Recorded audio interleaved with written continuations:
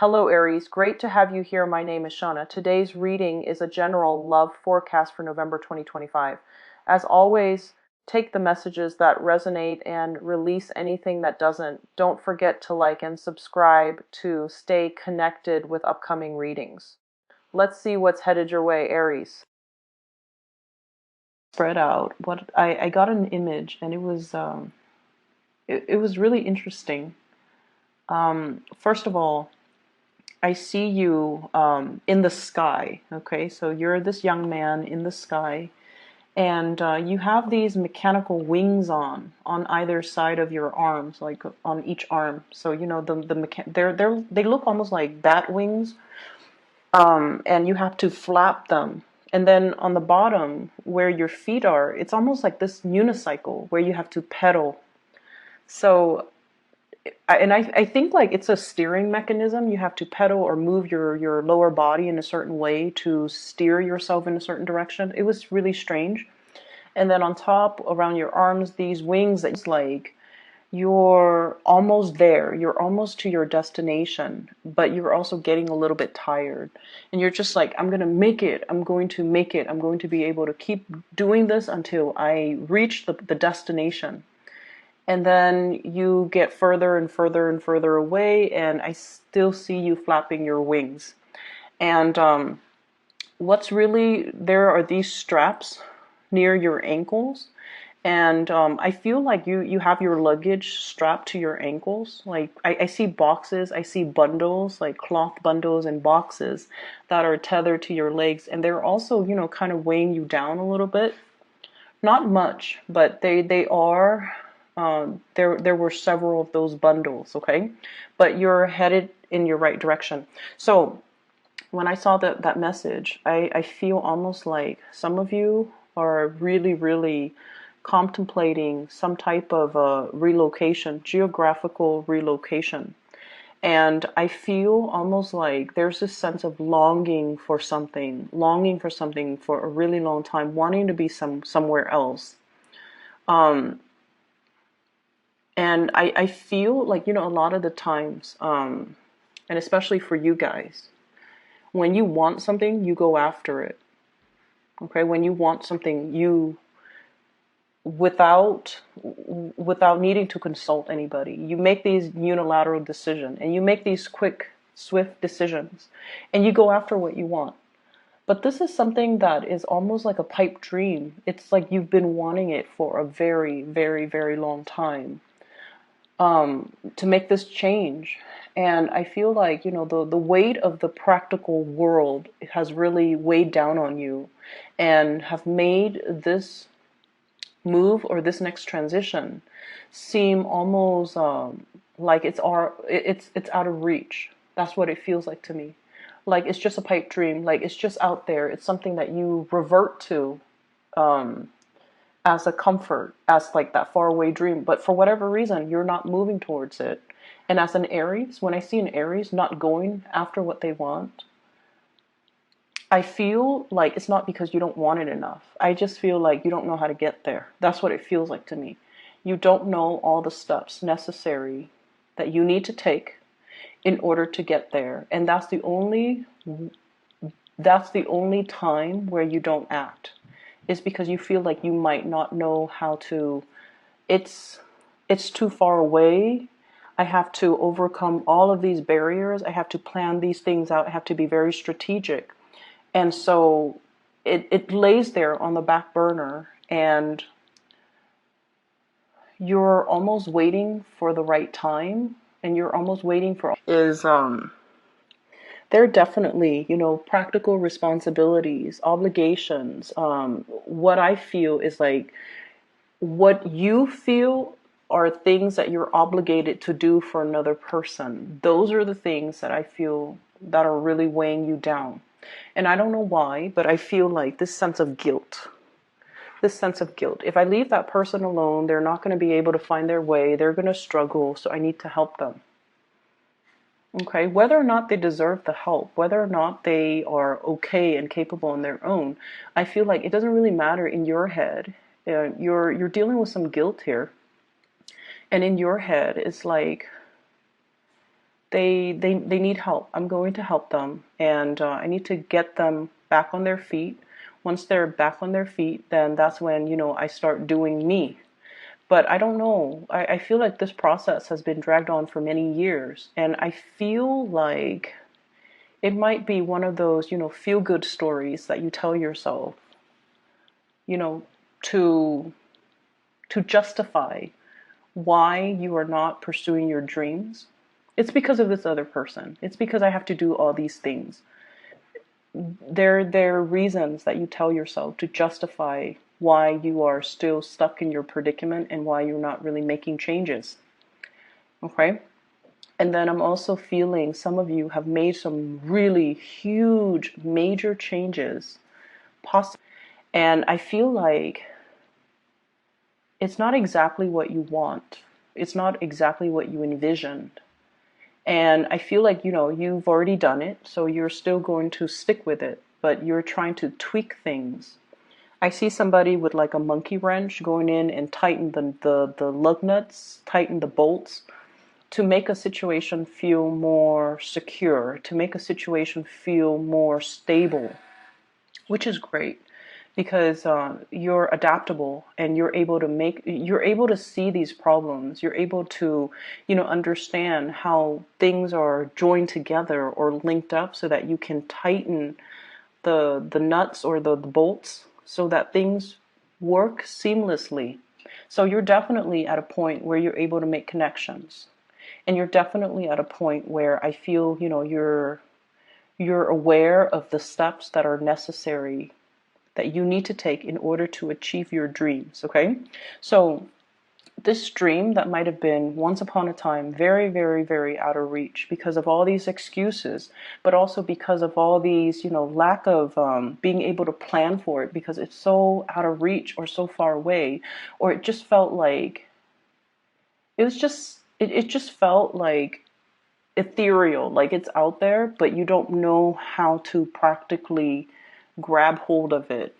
I feel like this is the year where you're going to be able to grab hold of it and you're able to find it's almost like the path that was very muddled before between you and your dream or the place that you want to be. It was very hazy, but now there is a clear path that you can take to get there, to be able to achieve what you want. But you might have to shed these unrealistic expectations. You also need to shed these the responsibilities that you have taken on out of guilt. You also need to shed a lot of, I feel, material things in your life in order for you to travel light, in order for you to swiftly fly to your destination. Okay? So what I'm seeing here is, first of all, there is a job, and you guys are really, really good workers. You guys are amazing good workers. And I don't think I've ever met somebody that has complained about the work ethics of an Aries. Okay? You guys get things done. You guys are serious about your responsibilities. People will never say that an Aries person is lazy or, opportunistic and, don't do their work. People will never say that about you. So you guys are really hardworking. And you overexert yourself too, and you do things until they are done. So I feel like you guys have really the work ethics down to a T. And wherever you go, your employers, the higher ups will always value your work ethics. Okay, they know that you're the person, the man or the woman to get things done, and they know that you have huge capabilities and potential. And then on top of that, you're internally motivated and driven. So that basically means to me, you find opportunities to advance. And so what I feel for many of you is, I see this fear. If I were to move from this company to the next company, it's not going to be a lateral transfer. I have to start again from the bottom up. And like I mentioned before, you have really good work ethics. Higher ups will always appreciate your work ethics. So you're always going to climb that corporate ladder pretty fast. And so even if you have to take a pay cut to be in the ideal location, to have that dream job or to be in that dream location, it's worth the risk. It's worth taking, because in no time you're going to be able to advance up that career ladder pretty quickly. And so don't think of it as, a step down. Think of it as a change of scenery. Think of it as learning new skills. Think of it as, this is the place I've always wanted to be. This is the company that I've always wanted to work for. And as long as we are doing something that we're happy, it doesn't really matter the title. It doesn't really matter the, starting over or having to start at the bottom of the totem pole. It doesn't really matter. Okay, so prestige and position and all these titles and all these corporate things, they don't really matter. It just matters that you're happy, and it just matters that you grab hold of your dreams and not let these titles and positions and, that corner office and what people say when you're taking a demotion, it doesn't matter. And so I feel like those were the things that were preventing you from taking that job with the company that you've wanted, or to relocate to a new area that you've always dreamed of. And then I'm also feeling as well, when I mention guilt, family members, I feel like there's somebody who's ailing, somebody who's sick, somebody who is, I'm getting delusional. Okay, and somebody who's delusional, and I don't mean that in a derogatory way. What I feel is it's somebody that can't take care of practical responsibilities. It's almost like if you leave them alone at home, you worry. And then I'm also seeing somebody who is forgetful. So it could be, early stages of dementia. They can't be left alone. They forget to eat. They forget to take their medicine. They leave the stove on, and God forbid the house burns down. So it's somebody that you can't really trust because you're not really sure of their cognitive abilities or their abilities to take care of themselves or their ability to, just be safe on their own. And then I also feel somebody who might be dealing with some mental health issues as well as physical health issues that's really limiting their mobility. So this is somebody that's heavily in your midst. It could be a parent. It could be a sibling. It could be like a family member, a child, even a special needs child. And I feel like there's guilt from your end. And,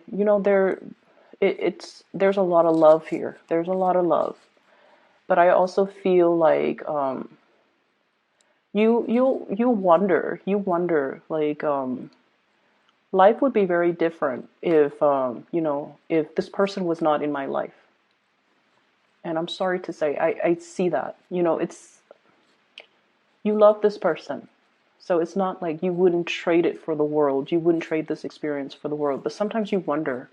And then you wonder what your life would look like.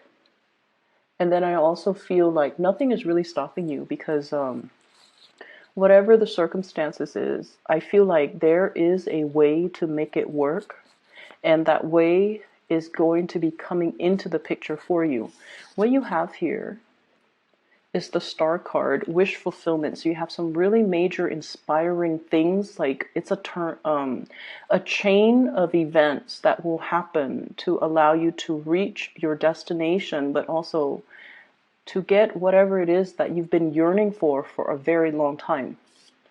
And you have the death card, which signals to me change. And when these two major arcana come out in the spread, it basically means change is coming. So, you need to travel light. You need to be able to prepare for it. So, no more excuses, no more talks about, no more doing things out of obligation or out of guilt.